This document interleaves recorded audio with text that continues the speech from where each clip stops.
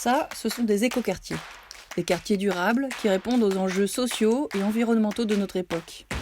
Eux, ce sont des habitants qui y vivent ou des élus qui se sont engagés dans des projets d'écoquartiers. Nous sommes allés à leur rencontre pour essayer de répertorier les bonnes pratiques dans la conception de ces quartiers.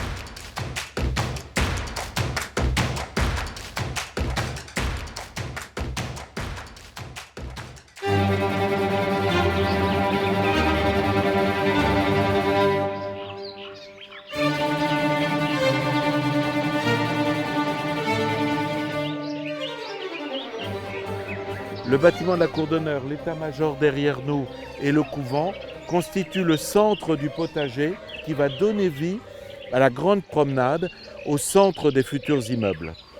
Je trouve qu'ils parlent plus de potager que de patrimoine. On le mettrait pas dans un autre épisode ? Tu sais, le patrimoine, c'est autant le patrimoine architectural que le patrimoine végétal. Ouais, donc quand on dit qu'on préserve le patrimoine, ça veut dire que l'écoquartier doit s'adapter au site, et non l'inverse. Et Vivaldi, c'est pas un peu too much ? Non, moi j'aime bien.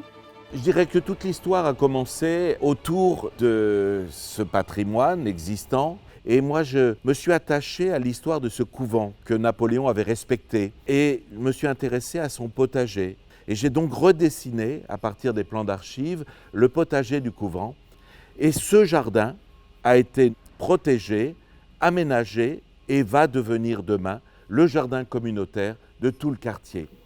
Vous avez vu aussi des pierres que j'ai préservées au moment des démolitions. Il y a plus de 100 tonnes de pierres qui sont là, placées, prêtes à être réemployées dans le site pour à la fois marquer la mémoire des lieux et en même temps pouvoir l'utiliser en banc, en promenade.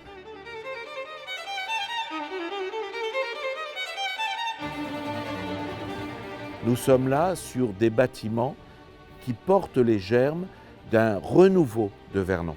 Il faut aussi rappeler que nous sommes battus avec les élus pour préserver ce couvent. Eh bah, c'était une belle séquence. Il y en a beaucoup des écoquartiers qui font vraiment ça, qui exploitent ce qu'ils trouvent sur place. C'est le principe même d'un écoquartier. Construire à partir de ce qui existe déjà. À Eurelone, par exemple, ils avaient un ancien presbytère qu'ils ont transformé en médiathèque. Et comme ils avaient un terrain de 9000 m² à côté, ils en ont fait des logements. Quand on est arrivé, le presbytère était désaffecté. On devinait les vestiges d'un jardin plutôt régulier devant le presbytère. On est quand même à côté de l'église et du presbytère. Travailler sur le thème du verger, ça permettait de faire le lien avec l'histoire religieuse des lieux. En préservant un seul arbre qui survivait au milieu de la parcelle, un très beau poirier, et en recréant un verger au pied de l'église. Et ce verger-là, il a permis vraiment d'appuyer la composition avec l'arrivée sur la médiathèque, quelque chose de très beau. On est parti sur le presbytère, mais aussitôt on a abordé le problème des logements.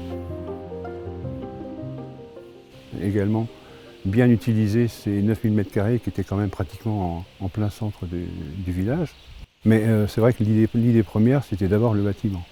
Et il lui trouver une attribution, et puis le rendre cohérent dans un environnement qui soit également à la hauteur de la réhabilitation du logement.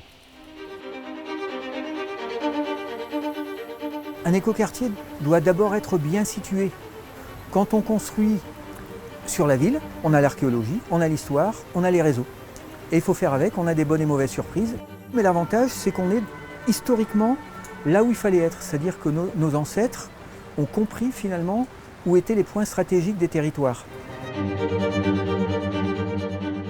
En résumé, pour préserver le patrimoine, on peut assurer une continuité historique en intégrant à la forme urbaine les points remarquables existants, assurer une cohérence formelle avec le reste de la commune, concevoir des constructions qui peuvent évoluer au fil du temps, oser la requalification du bâti afin de le pérenniser.